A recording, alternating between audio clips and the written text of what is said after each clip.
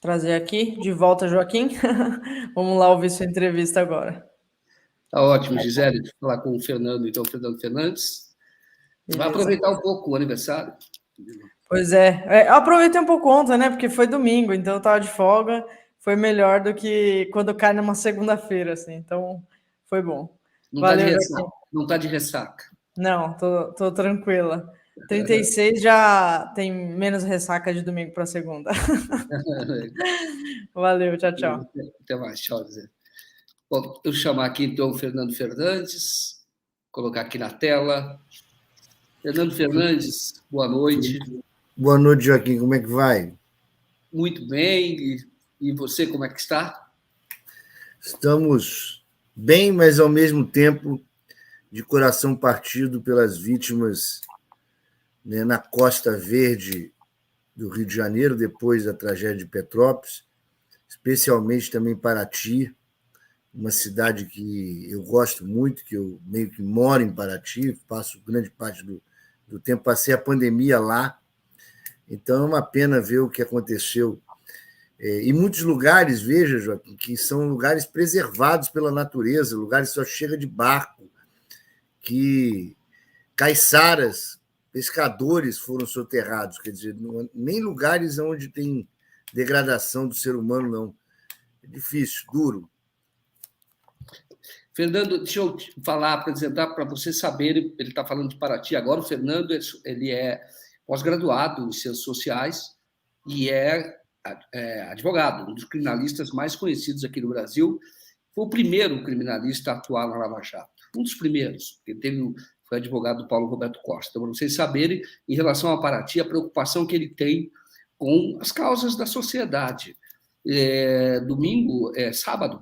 Sábado ele me mandou alguns vídeos pelo WhatsApp, vídeos que ele tinha, e eu até fiz um boletim, tá, na rede, está no nosso canal, e justamente a preocupação que o Fernando estava com a situação da cidade, e ali terrível. São imagens muito boas. Quem não viu, recomendo que veja, está aqui no canal, o título é Rio de Janeiro sofre com a chuva. Tá? E já tinha, naquela ocasião, quando ele me mandou, 8 vítimas fatais.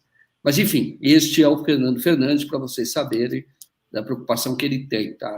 Tem um escritório no Rio, tem um escritório em São Paulo, sempre ali causas complexas, difíceis, né? O trabalho de advogado não é fácil, não. E sem advogado, você não tem democracia no Brasil. Tem garantia de um Estado, tem garantia de direito. Aí vai ver muito mais casos como o da Mira Leitão. Mesmo naquela ocasião. E sem jornalista também, né? E mesmo naquela ocasião, o que havia é o seguinte: quando a Miriam só vai denunciar lá era uma menina, 19 anos, estava fazendo 20 anos. Ela só vai denunciar a tortura com cobra, com cachorro, tinha que ficar nua na frente de todo mundo, quando ela estava com um advogado. Porque, inicialmente, no primeiro depoimento do batalhão, nem advogado tinha, que aí era torturada. E aí, como tem um advogado do lado, aí orientada, menina ainda, ela disse, contou detalhes da tortura, né? Ela relatou, não tem tantos detalhes, porque o depoimento era sucinto, mas não deixou de contar. Então, o pai do Fernando também foi alvo da ditadura, tá? Também foi perseguido, era um funcionário público, eu sei disso, faleceu há pouco tempo, eu já te dei os pêsames por isso, foi um lutador pela democracia naquela ocasião. Mas, enfim, o que eu quero dizer é que as pessoas que têm compromisso com a sociedade. Então, o Fernando tem esse compromisso. E agora eu quero entrar no tema do dia. Eu já entrevistei na semana passada e vou voltar a entrevistar quarta-feira um agente da Polícia Federal que era responsável por escutas e que fez escuta clandestina e que ele não sabia que era clandestina, cumprindo ordem superior da época do superintendente, também do Igor, todos os chefes ali determinaram que ele fizesse uma escuta ambiental onde o Paulo Roberto Costa também ficava, porque estava ali o Youssef, o Paulo Roberto Costa também ficava, e outros presos. Eles faziam um revezamento, às vezes, na cela, que era para captar ilegalmente conversas entre eles, né? E o Fernando já conversei muito com ele, eu vou pedir até que ele fale sobre isso, para a gente entender que você tem... a Lava Jato foi um período de exceção. Ela usou Ela usou expedientes de exceção. Eu talvez fale sobre isso. Mas porque ele questionou logo no início do Paulo Roberto Costa, que depois acaba fazendo delação sem a concordância dele, porque aí ele troca de advogado, pressionado pela família, que a família também já estava sendo perseguida e ele tinha ido para o presídio comum, nem banho tomava. Mas, enfim, eu te passo a palavra para você discorrer sobre isso logo no início. Depois nós vamos falar do compartilhamento das mensagens com o STJ, decidido hoje, para mostrar como a Lava Jato agia, inclusive um caso que pode talvez ser enquadrado, inclusive, como estelionato por parte do Deltan Dallagnol. Mas vamos falar disso depois. Primeiro, eu peço que você fale sobre o Paulo Roberto Costa, se essa escuta que depois foi dito, era do Fernandinho Beiramar, estava lá há muito tempo, etc, etc, etc. Não. Quem fez a escuta deu a entrevista para nós na quarta-feira e disse, não, fui eu que coloquei. E eu achando que tinha autorização judicial, porque isso ocorre. Mas quando eu soube que não tinha, explicou qual era o que estava ocorrendo ali dentro, ele denunciou. E foi perseguido por isso, mas muito perseguido. A palavra é sua, então, para falar sobre este episódio do início do Lava Jato, que as pessoas precisam saber. Porque assim como tem o Tortura Nunca Mais, é preciso ter um projeto também, Lava Jato Nunca Mais, ou Lava Jatismo. Joaquim, primeiro, novamente, obrigado pelo convite. Obrigado por você transmitir a mensagem de socorro de Paraty. Eu acho que você falou da advocacia, eu já várias vezes fiz depoimento aqui da importância do jornalismo que vocês exercem, o jornalismo independente, jornalismo real, enquanto grande parte da imprensa brasileira foi, na verdade, um porta-voz ou uma agência de propaganda do lavajatismo. Vocês se mantiveram independentes, mas o que nos move, eu acho que em tudo, nessa responsabilidade política, é o humanismo. E esse humanismo é que faz com que paremos também para pedir socorro em relação às vítimas de Paraty, como fizemos de Petrópolis, uma questão importante. E aí eu estava aqui assistindo o programa e fico impressionado como, na verdade, os assuntos se conectam, né? Como a questão aí do nosso terrível deputado Eduardo Bolsonaro falando da Miriam Leitão se conecta com a questão das gravações ambientais que nós vamos falar, né? Se conecta com o problema do Daniel Silveira e com a montagem da Lava Jato e o bolsonarismo. Aonde estão essas conexões, né? Primeiro, você veja, essas gravações feitas na cela naquele momento, lá no início da Lava Jato, e eu até localizei aqui no meu livro, A Geopolítica da Intervenção, nas folhas 117, eu trago uma foto que foi tirada do Paulo Roberto Costa, na qual ele exatamente denunciava naquele momento que estava sendo ameaçado. É o mesmo momento que estavam gravando as celas, né? Um momento em que se formou uma Guantánamo brasileira. E essa Guantánamo, ela esteve ativa, se não está ainda, até outro dia. As pessoas não eram presas, as pessoas eram sequestradas com uma ordem judicial do senhor Sérgio Moro em vários locais do país e imediatamente transferidas para o Paraná. Porque se o objetivo fosse só preservar uma investigação, eles seriam presos e colocados em um local, de um presídio, onde moravam. Não, eles são transferidos no mesmo dia para o Paraná, e isso virou um método da Lava Jato, assim como foi o auge do sequestro do Lula, que aquilo foi um sequestro de um líder latino-americano que o colocou de forma, inclusive, amordaçado, sem poder dar entrevista. A Richthofen dava entrevista e o Lula não podia dar entrevista. Então, um método de tortura, de sequestro, de isolamento, que na verdade, se tornou Guantánamo, e também ali, não vamos esquecer, porque nós já conversamos várias vezes aqui da influência dos americanos, da CIA, do FBI nessa operação, mas da escola do Panamá, escola de tortura do Panamá, coisa que os Estados Unidos se especializou, e Guantánamo foi um aperfeiçoamento, como fazer tortura sem, às vezes, dar porrada, deixar sem dormir, ameaçar a família, não dar banho, tudo que o Sérgio Moro fazia, via o seu longa-manos da Polícia Federal. Essa gravação ambiental é um absurdo, uma lástima, é mais uma digital do lavajatismo, que, na verdade, está sendo, agora, aos poucos, exposto. Né? Mas como que isso se conecta com a posição do Eduardo Bolsonaro em relação à tortura que a Miriam Leitão sofreu? Por que a conexão do lavajatismo com o bolsonarismo? Exatamente porque os métodos são os mesmos. A diferença é uma diferença de aperfeiçoamento de nível de tortura. Quer dizer, o Eduardo Bolsonaro, o bolsonarismo, apoiou o lavajatismo e vice-versa. Né? E, portanto, o que eles fizeram lá naquelas prisões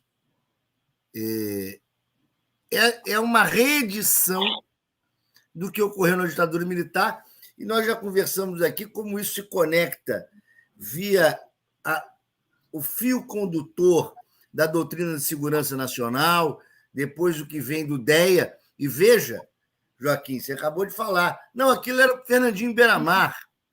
Ou seja, exatamente como se conecta a ditadura militar, depois o combate ao tráfico do DEA, depois o lavajatismo através da questão do juiz. Porque gravar um preso numa cela é algo ilegal, inconstitucional. Já basta a prisão, não é?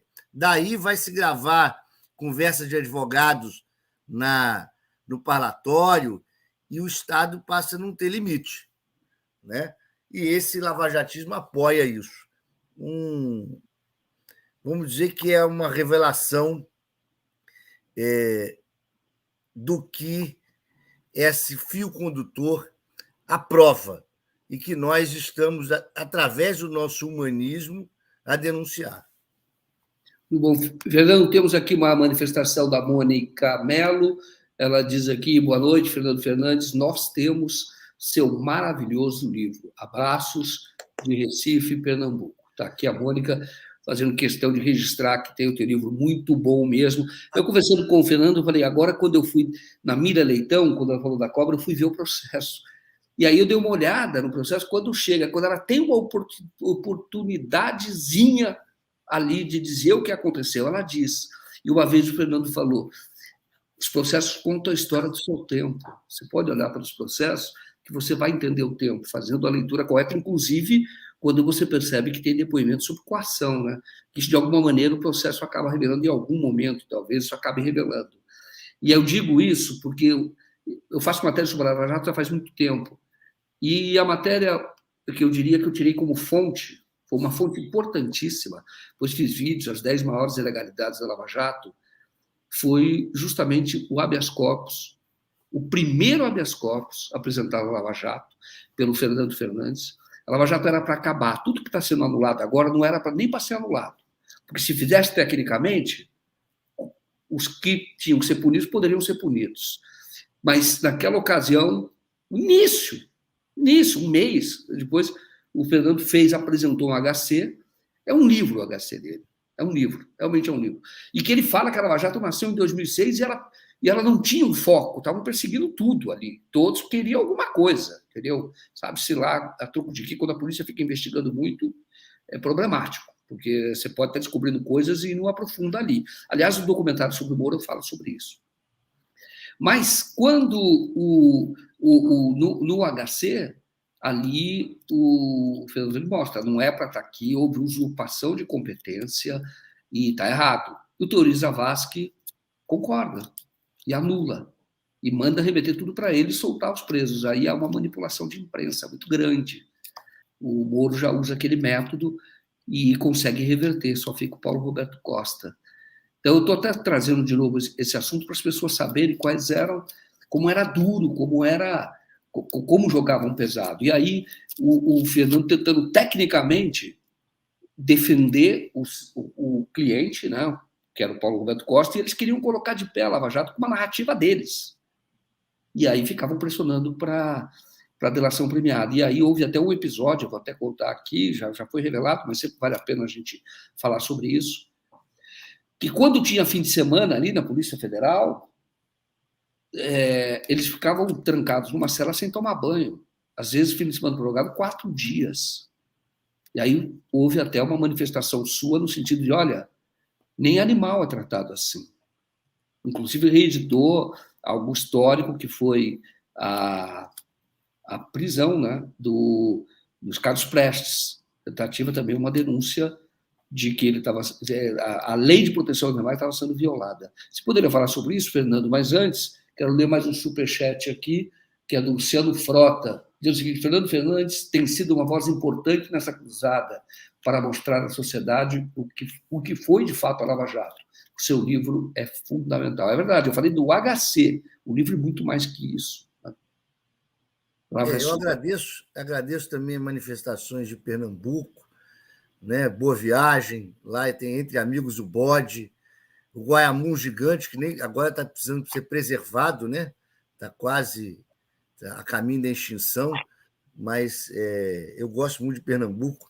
O nosso país é um país riquíssimo, é um continente riquíssimo.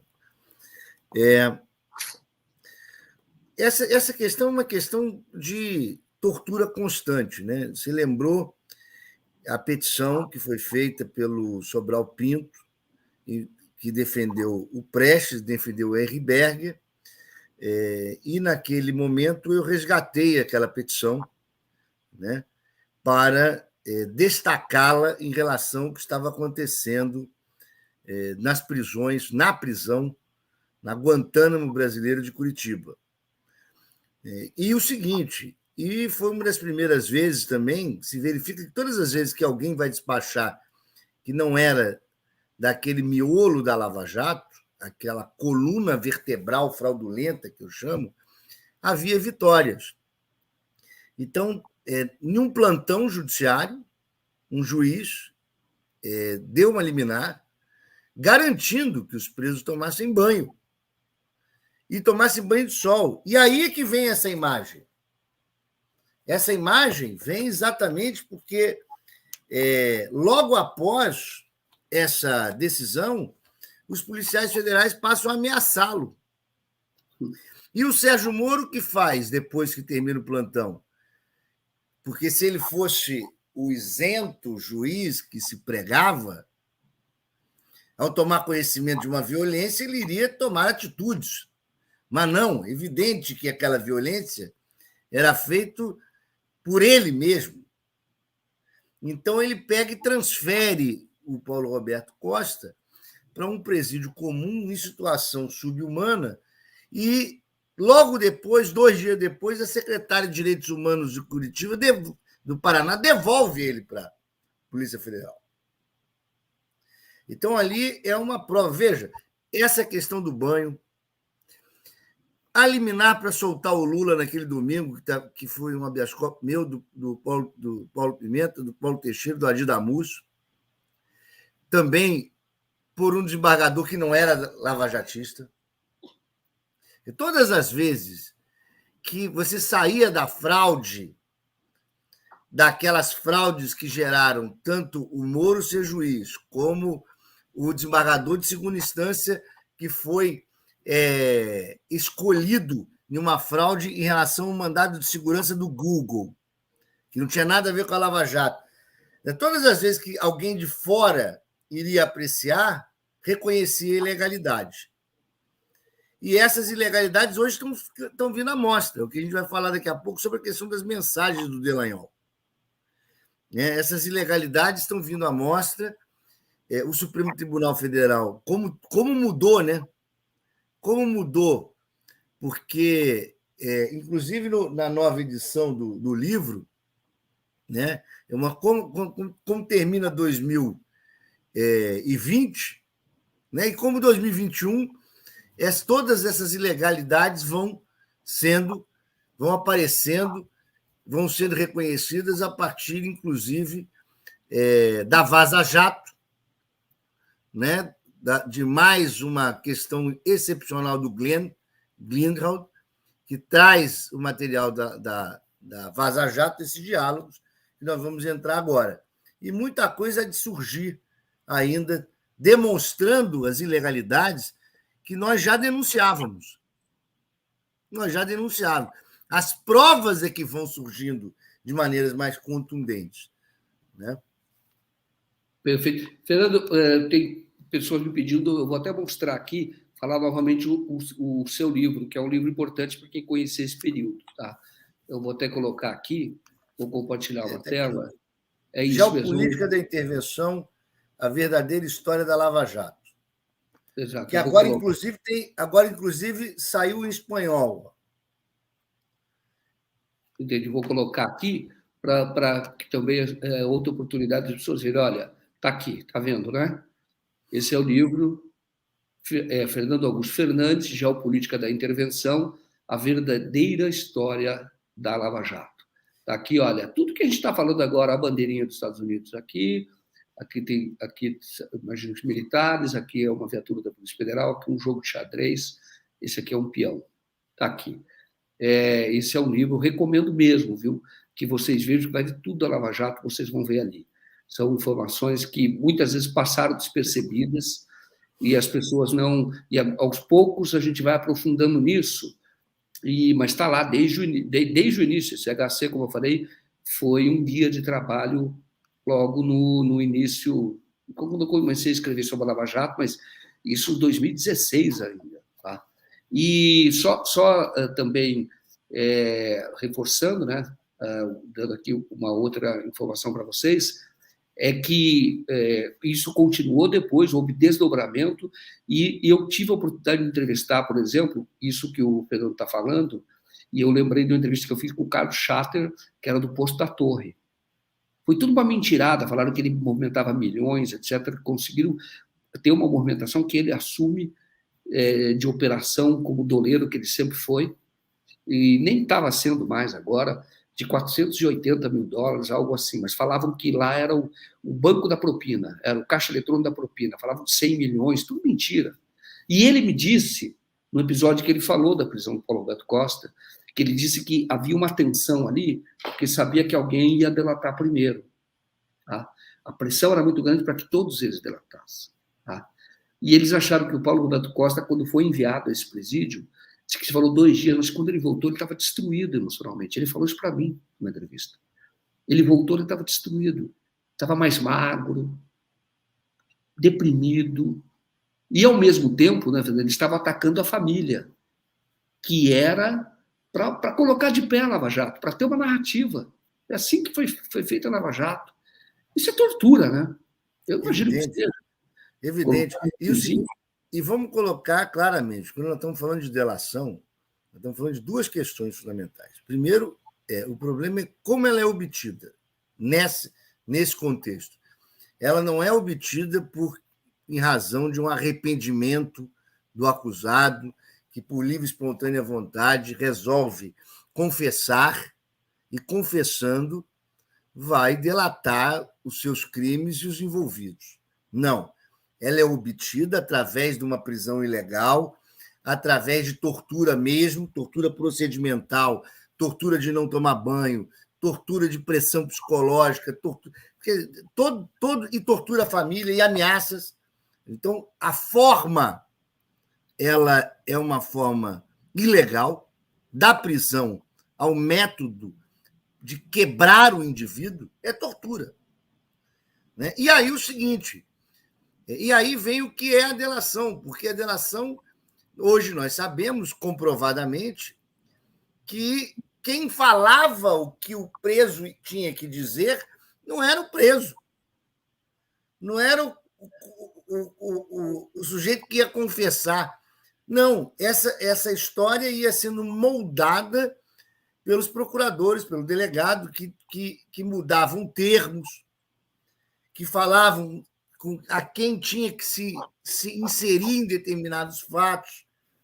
Né? Então, é algo obtido de maneira ilegal e o seguinte, e construído no meio de algumas verdades, porque, óbvio, o Paulo Roberto Costa confessou que recebeu dinheiro ilegal, mas a questão é o que ele acresce, o que cada delator acresce à vontade do próprio do procurador ou da delegada da Polícia Federal.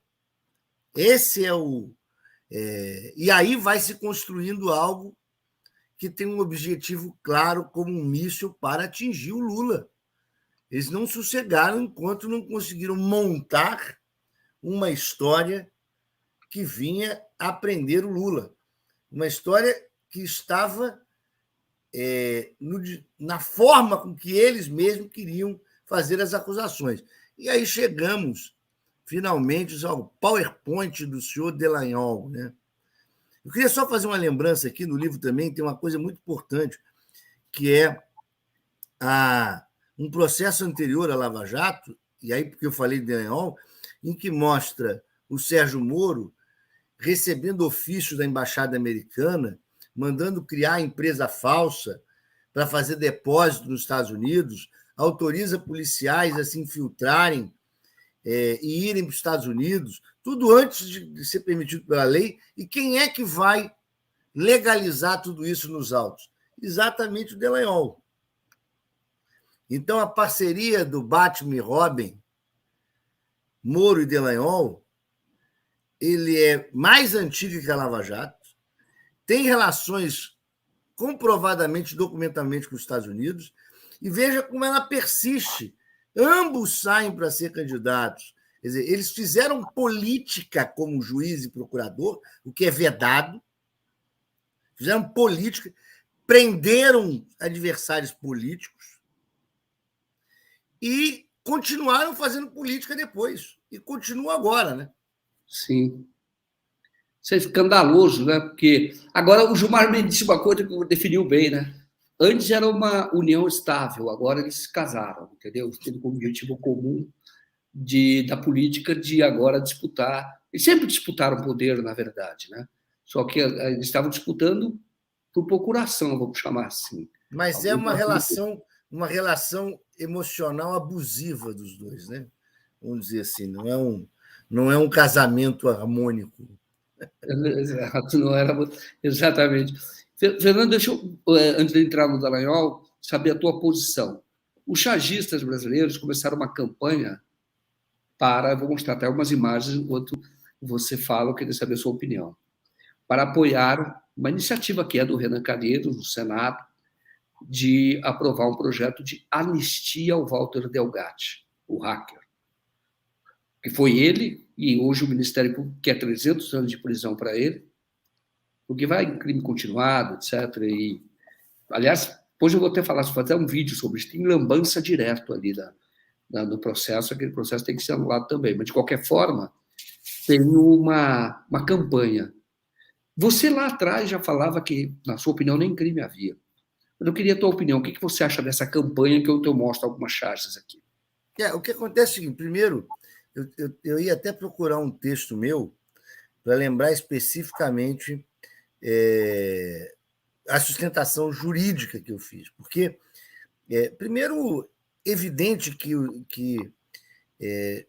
o crime cometido pelos hackers é pequenininho, muito pequenininho. E eles acusaram os hackers de maneira a colocar uma série de crimes que eles não cometeram e agravando absolutamente o que nós chamamos doutrinariamente de overcharging, quer dizer, fazer uma acusação muito mais grave do que o sujeito cometeu, exatamente para que as consequências sejam não a consequência legal, mas a consequência de uma superacusação. E é isso que eles estão fazendo com eles.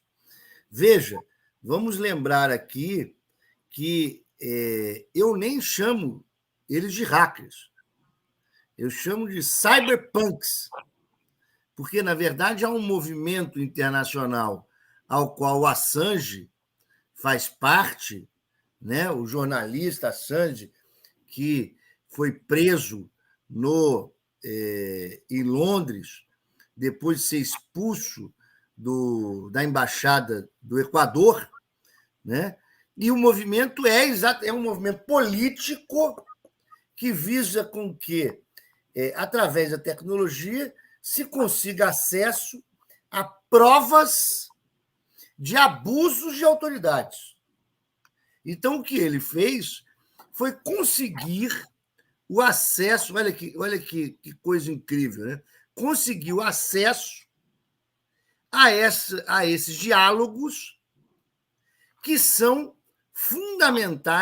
fundamentais para demonstrar o abuso dessas autoridades. Aliás, várias questões. Eu tenho dito algumas vezes, e a gente fala agora dessa nova decisão do Supremo, eu tenho dito que esses diálogos eles são públicos, eles são públicos por quê? Porque foram feitos por autoridades, entre um magistrado e um procurador, com celulares funcionais e sob processos judiciais, quando a Constituição diz que os atos processuais são públicos, artigo 93, inciso 9 da Constituição Federal, e que eles quiseram ocultar. Eles fizeram um processo paralelo. Então, eu entendo que esses diálogos são absolutamente prova lícita para que sejam usados em relação ao processo penais e punitivos contra o senhor Dallagnol, os outros procuradores e o senhor Sérgio Moro. Eu entendo que são lícitos. E essa decisão, agora entrando no assunto, do Lewandowski, quando autoriza esse uso, ela vai nesse sentido, né? Eu posso até dizer o que eu acho que vai acontecer no STJ, mas evidentemente é o seguinte: esse cyberpunk, esse hacker, esse cyberpunk, ele é um perseguido político. Não é que ele não tenha cometido crime, mas o fato é o seguinte: o tipo penal que ele cometeu é um tipo de menor potencial ofensivo, ele não deveria nem ter sido preso, mas ele foi preso em razão do poder que o Moro tinha como ministro e o seguinte, e em relação a um corporativismo que tem o Ministério Público Federal, que está protegendo o Dallagnol e causando uma superacusação contra eles, com uma consequência muito mais grave. Estão fazendo uma espécie de lawfare, que é outro termo que eu não gosto, porque eu prefiro guerra híbrida do que o termo lawfare. Eu não gosto do termo em inglês, é só uma antipatia minha. Prefiro guerra híbrida. Estão fazendo isso com ele. Ele não tem, vamos dizer, ele não é o Assange, mas de maneira muito menor está acontecendo isso com ele. E tem uma coisa, Joaquim, ele quando fez esse ataque cibernético, vamos dizer assim, o fez de maneira muito primária, ele não é nem um grande especialista, né? De maneira muito primária, e ele sequer tinha consciência política naquele momento. Ele passou a ter consciência depois de acessar o material. É verdade. Mas daí eu me lembro claramente de o Augusto Thompson, vou lembrar um advogado excepcional do Rio de Janeiro, já faleceu há alguns anos, ele dizia o seguinte: você sabe qual é a diferença do criminoso político, do criminoso comum, é que o seguinte, é que o criminoso político sabe que seu crime é político. E o criminoso comum não sabe que seu crime é político. Então, ele, naquele momento, ele fez um ato político. Ao acessar o material, como eu disse aqui algumas vezes, quando você pula para dentro de uma casa, que cometeu um crime de invasão de domicílio, e aí dá de cara com uma sala de tortura. Vamos num filme de suspense, quando o cara entra, passa aquela escada e chega lá embaixo no sótão e descobre um sujeito preso lá embaixo, sequestrado há 10 anos. Fernando, vou só acrescentar para colocar um exemplo do dia. Alguém vai lá e fotografa alguém torturando a Miriam Leitão. Os militares colocando uma cobra lá grávida, chutando a barriga dela grávida. E fotografa. É crime fazer isso? Vai dizer, não, ele invadiu o domicílio, e por isso a prova é ilícita. Não é ilícita, não. Não é ilícita, não. Porque quando você envolve, na minha visão jurídica, quando você envolve funcionário público cometendo abuso de autoridade, veja, todas as garantias individuais da Constituição de 88 foram desenvolvidas para proteger o cidadão do Estado, o indivíduo do Estado. Elas não são feitas para defender agentes do Estado. Quando se querem dizer, olha, eu até compreendo na linha garantista, colegas que acham que se deixar usar essa prova contra a autoridade pública, o argumento é que vão usar contra o cidadão comum. Eu respeito, mas eu não concordo. Não concordo. Eu entendo que há uma ratio na Constituição, e essa Constituição é para defender o indivíduo, e quando um agente do Estado comete abuso, ele não tem as mesmas garantias. Ele não é considerado um indivíduo, ele é julgado como agente público. E essas garantias, lógico que você não pode obter provas sobre tortura dele. Mas quando alguém obtém essas provas, e aí dizer, acho excepcional a campanha, apoio totalmente, acho que eles são perseguidos, é um perseguido político, que precisa ser solto, porque ele está sendo punido de maneira muito mais grave do que o crime que ele cometeu. Eu, daqui a pouco, vou até achar aqui o texto para rapidamente me referir ao tipo penal que eu apontei na época. Eu vou ler aqui. Se você quiser o tipo penal, quiser dar uma olhada, nisso que eu quero agradecer, aproveito para agradecer aqui o Carlos Tinoco, que ele fala anistia para Delgatti. Você apoia a campanha, portanto, se for você tem o seu apoio uma campanha dessa para que seja aprovado pelo Congresso uma anistia para o Delgatti, considerando que o resultado do trabalho dele foi absolutamente positivo e fundamental para a luta pelo Estado Democrático de Direito no Brasil, Fernando? Eu acho que é o seguinte, eu apoio, evidentemente, a campanha, mas o seguinte, se cumprissem a lei, não precisaria de anistia. Agora eu acabei de verificar aqui, a violação do sigilo, artigo meu publicado do Conjur. A violação do sigilo de comunicação, artigo 10 da Lei 9.296 de 96, tem pena máxima de 4 anos. E aí você tem exatamente o seguinte, que a pena até 4 anos ela é substituída por medida alternativa. Não gera cadeia.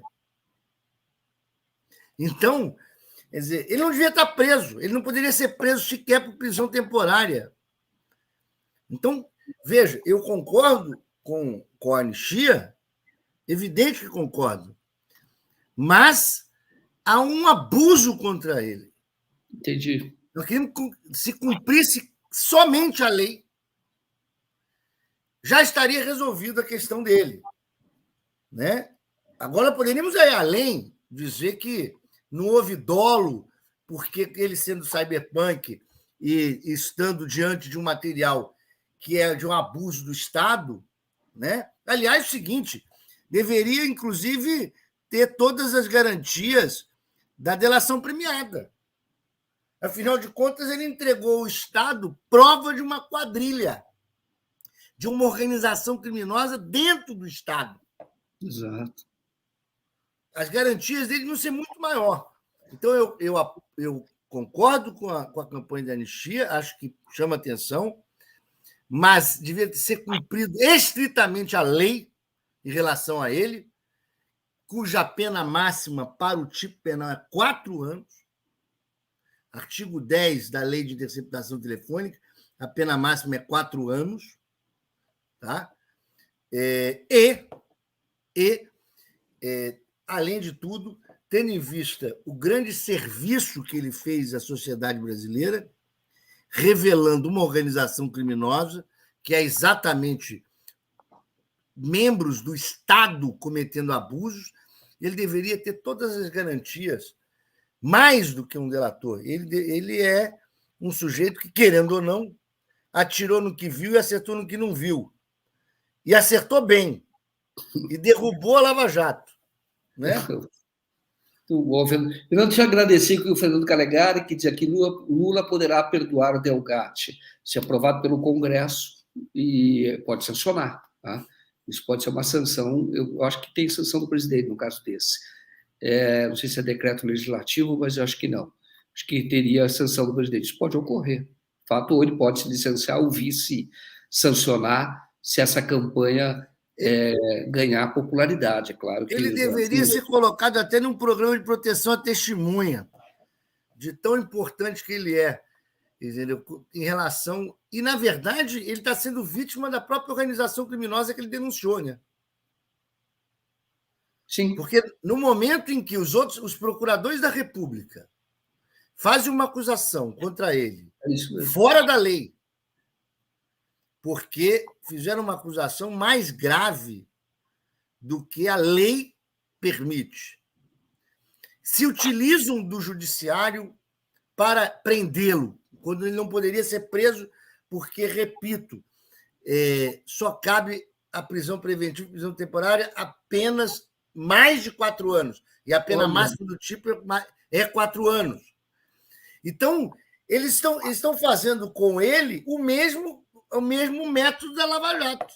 Perfeito, que sacada sua, é verdade isso. Eles inventaram um crime de organização criminosa, atribuíram-lhe lavagem de dinheiro que não se sustenta. Não tem nada disso. Ele cometeu um crime. O crime de violação do sigilo de comunicação, artigo 10 da Lei 9.296/96. Pena máxima, 4 anos. Ponto.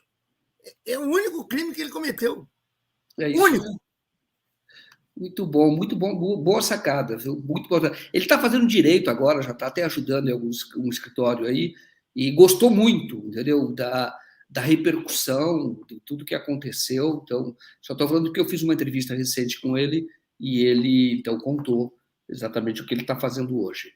Fernando, está caminhando para o final, que eu estou aqui num prédio, né?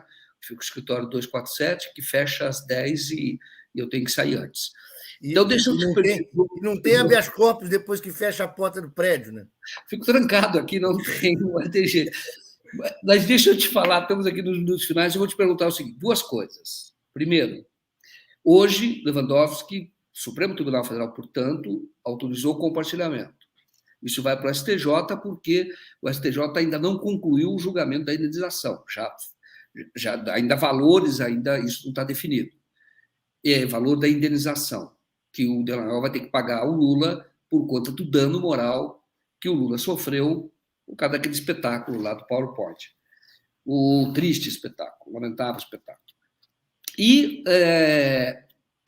isso autorizou esse compartilhamento. Existe uma discussão, que é a da defesa do Lula, dizendo o seguinte: como o Dallagnol falava já, as mensagens mostraram que ele já estava formando um fundo, porque sabendo que no futuro poderia ter que pagar a indenização, ele já estava formando esse fundo com dinheiro das palestras. Então, tem ele falando com colegas, etc., querendo saber tecnicamente como ele deveria fazer esse fundo. Então, e agora ele vai e pede dinheiro. A defesa do Lula entende que ele pode até ter cometido estelionato agora, no sentido de ter induzido as pessoas, já que ele formou esse fundo. Então, agora ele está pedindo dinheiro, já teria arrecadado mais de R$500 mil, é o que ele diz, e teria a indenização é 75, vai ser corrigido, mas esse julgamento não terminou. Duas coisas. Primeiro, o STJ pode usar essas mensagens no julgamento, o Lewandowski autorizou. Você acha que vai usar? Aí a sua experiência de atuação nas cortes superiores. E a segunda coisa é se faz sentido essa tese do estelionato. Bom, vamos lá. Primeiro eu vou falar rápido para que Joaquim não seja preso. Não seja preso no sentido concreto da porta comercial do prédio não se abrir. E a gente pode alongar isso numa outra live. O fato é o seguinte: primeiro, o STJ pode usar, porque está autorizado e vai ser mandado para o STJ. E acho que daí essa prova pode ser extraída para outras consequências, como a consequência relativa a processo de improbidade, a processo crime, tendo em vista que está sendo compartilhada pelo Supremo Tribunal Federal.